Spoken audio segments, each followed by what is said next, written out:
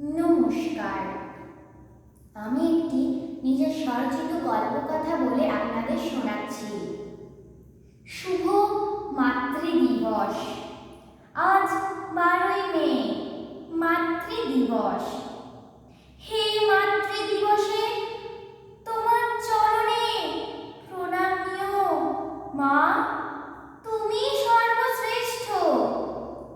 মা অর্থাৎ জীবনের আলো, আলোয় পুলকিত রাশি। মা হলো সূর্য।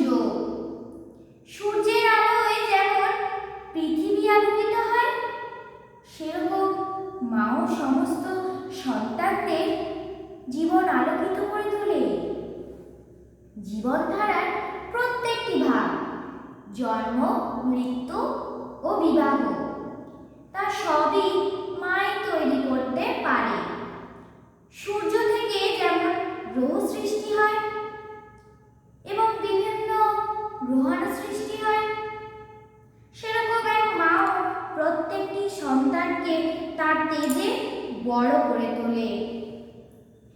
এই পৃথিবীতে যা কিছু দেখি তা সবই মায়ের জন্য।